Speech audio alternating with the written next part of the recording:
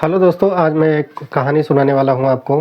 जैसे कि आप कई न्यूज़ में भी देखे होंगे और कई ऐसे न्यूज़ चैनल पे भी देखे होंगे। तो ये मेरठ का ये एक उत्तर प्रदेश का एक ज़िला है मेरठ। और ये मेरठ एक थाना ब्रह्मपुरी लगता है। तो ये कॉलोनी है इंदिरा नगर, वहीं की ये घटना है।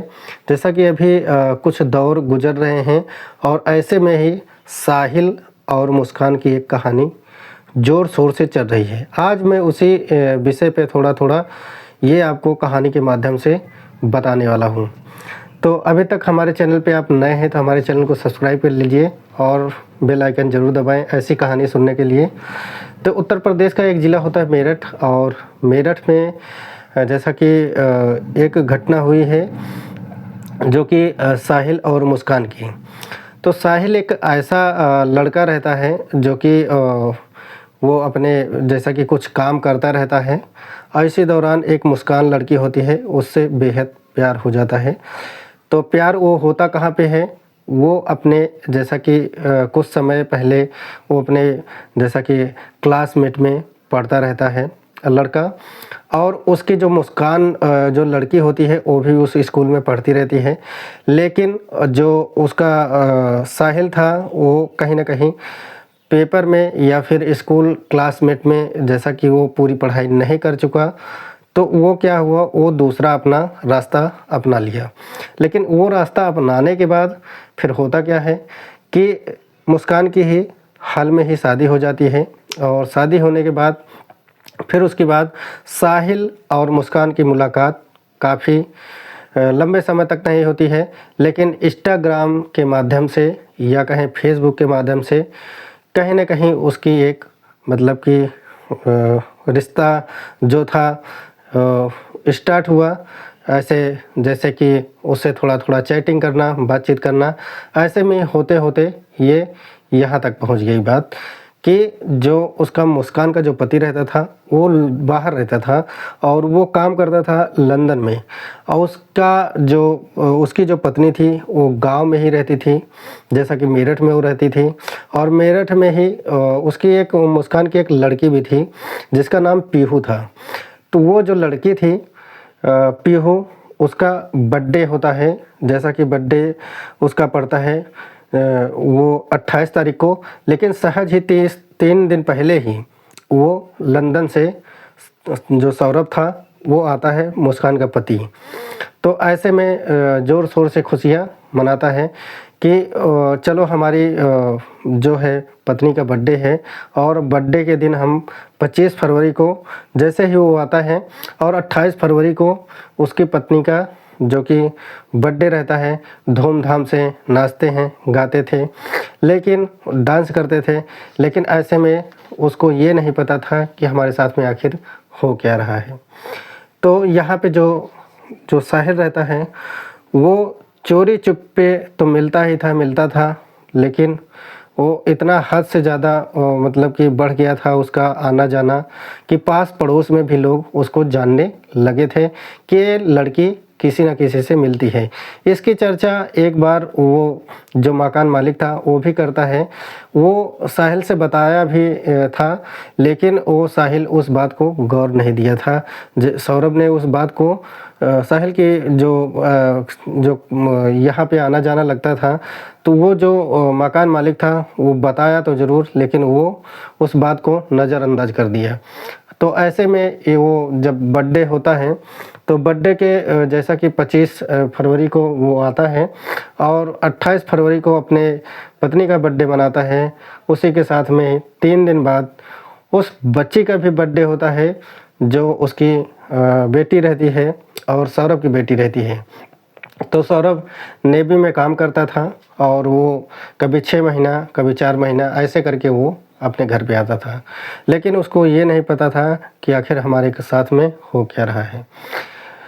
तो अचानक सा प्लान बनाते हैं कि इसको जो सौरभ होता है वो जब आता है तो ऐसे में आने के बाद कहीं ना कहीं उसके मन में मुस्कान के डर भी रहता था कि ये आ गया है, अब मिलना ठीक नहीं है।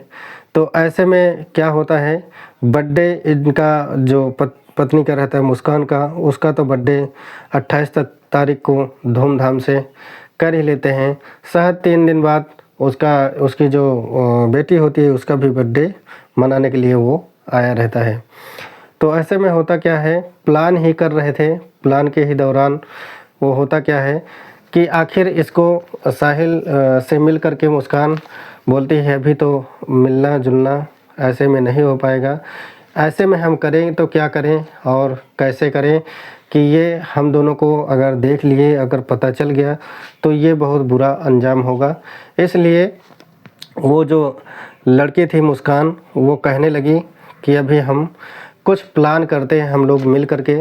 तो ऐसे में प्लान उनका यही था कि जब वो आएंगे तो उनको फिर क्या होता है कि जब ये 3 बर्थडे मना करके 3-4 दिन बीत जाता है तो फिर उसके बाद उसको क्या होता है, उसको 3 घंटे पहले उसके अपने पति को क्या करते हैं, नशे की गोली दे देती हैं मुस्कान।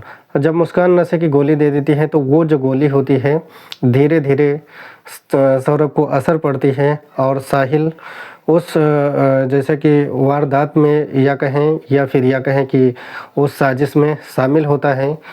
तो उस साजिश में शामिल होने के बाद उसको अपने जैसा कि बैठा करके जब नशे में हालत में वो रहता है सौरभ, तो उसको कई वार किए जाते हैं और उसके 15 टुकड़े किए जाते हैं। 15 टुकड़े करने के बाद वो आखिरकार वो भी डरी रहती है और साहिल भी कहीं कहीं ये सोचता था कि अभी ये सारी चीज़ें तो हो गई, लेकिन इस लाश को, इस चीज़ को हम छुपाएंगे कैसे, ये कहीं ना कहीं हमारे लिए बहुत बड़ी चुनौती है, तो हम इसको छुपाएंगे कहाँ पे। तो ऐसे में होता क्या है कि वो लाश को ठिकाने लगाने के लिए ड्रम लेकर के आते हैं जो कि बाहर मार्केट होती है, और मार्केट से उस ड्रम को लाते हैं और लाने के बाद उसके साथ में उसके टुकड़े करते हैं और टुकड़े करने के बाद उसको उस ड्रम में पैक कर देते हैं और पैक करने के बाद उसमें सीमेंट से उसकी जो डेड बॉडी रहती है, जो टुकड़े हुए रहते हैं, उसको उस पर जैसा कि सीमेंट से उसको जाम कर दिया जाता है। तो ऐसे में ये सारी चीज़ें होती रहती हैं। तभी तक उनके जो मुस्कान के जो पिता थे, माँ थी, वो पूछने लगी आखिरकार हमारे जो दामाद हैं वो हैं पे कहाँ। लेकिन हम जब चैटिंग करते हैं, हम जब उनसे पूछते तो बराबर चैट हो रहे हैं मोबाइल से, वो आखिर हम सौरभ हैं कहाँ पे। तो मुस्कान यही कहती रहती है कि हमसे बार बार पूछने से अच्छा है कि आप हमसे बार बार मत पूछिए। इसी बीच क्या होता है कि वो जो मुस्कान होती है वो घूमने के लिए जैसा कि मनाली चली जाती है।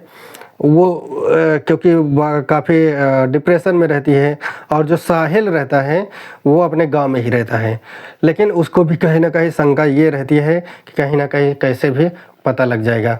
तो ऐसे में वो मनाली की जब से घूमने के बाद आती है तो उसके बाद पास पड़ोस वाले भी जान जाते हैं कि आखिर कहाँ से बदबू आ रही है। तो इस बात को वो छुपा ही रही थी। आखिरकार दरवाज़ा खोल करके उस सारी चीज़ों को चेक करती रही, लेकिन कहीं ना कहीं फिर उसके बाद उसके जो मुस्कान के जो रहते हैं कि माता पिता, वो भी पूछने लगते हैं आखिर दामाद हैं पे कहाँ। और जो उसकी लड़की होती है मुस्कान की, वो बार बार यही कहती है कि हमारे पापा कहाँ पे गए हैं। मुस्कान से पूछती है तो मुस्कान यही कहती है आपके पापा अभी आ जाएंगे। तो ऐसे ही आश्वासन देती रही जो उसकी बेटी थी, लेकिन जो उसका जो पति के साथ में जो किया है उन्होंने, उसको बयां करती तो कैसे करती।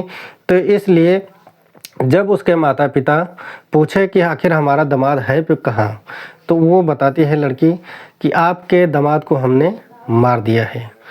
तो फिर ऐसे में क्या होता है कि उनको भी नहीं यकीन होता है कि आखिरकार अपने पति को कैसे मार डालेगी।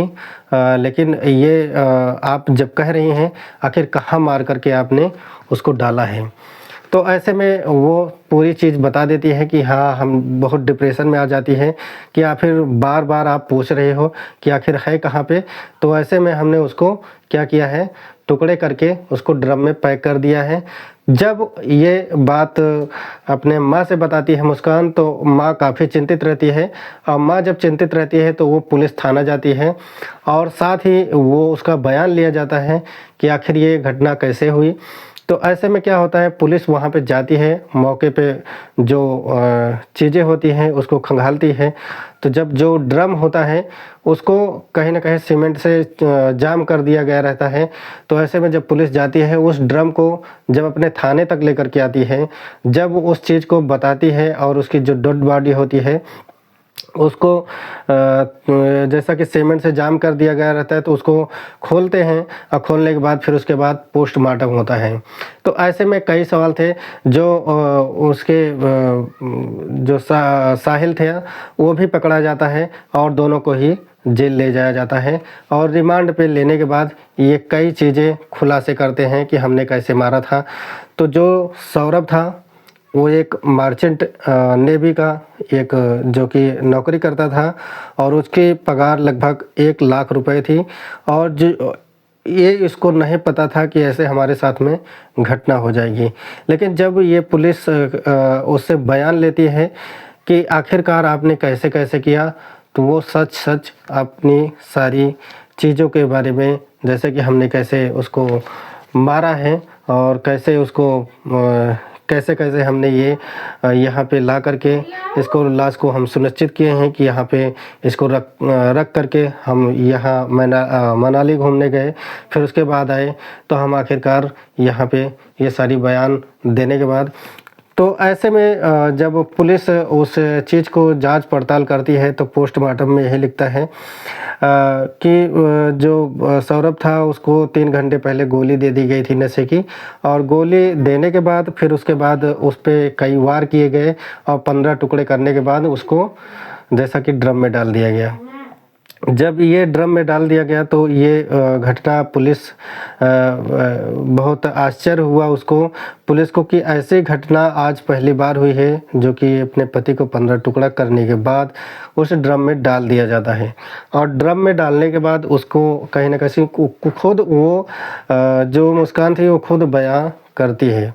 तो ऐसे में ये कहानी एक बहुत दर्दनाक थी और हमें लगता है कि ये कहानी आपको समझ में भी आ गई होगी और ये अभी घटना फ़िलहाल में हुआ है, लेकिन और जो सारी चीज़ें हैं जैसा कि पुलिस अभी मुस्कान को लेकर के गई है, तो मुस्कान के पेट में एक बच्चा भी है, इसलिए कोई अधिक कार्रवाई नहीं हो सकती। दूसरा ये है कि वो कहीं न कहीं रिपोर्ट की माने तो बच्चा है और दूसरा ये है कि उसको पुलिस के रिमांड पे रखा गया है। तो ऐसे में उसके जो मुस्कान की माँ है वो यही कह रही है कि हमें अपनी बेटी नहीं चाहिए, हमें कुल मिलाकर के इसको फांसी दे देनी चाहिए, ऐसा वो लोग कह रहे हैं। जो कि मुस्कान के माता-पिता हैं, वो कहती हैं कि हमारे दामाद इतना इसको मानते थे, जानते थे और आज ये खुद ही मतलब कि जो विश्वास था उसको कायम नहीं रखा और ये हदें सब पार करके हमारे जो यहाँ पे जो हमारे दामाद थे उनका जो ऐसे करके उसके साथ में घटना की गई, तो इनको किसी प्रकार की माफ़ी न दी जाए। तो हमारी कहानी कैसी लगी कमेंट सेक्शन में ज़रूर बताइएगा। तब तक के लिए मिलते हैं। जय हिंद, जय भारत।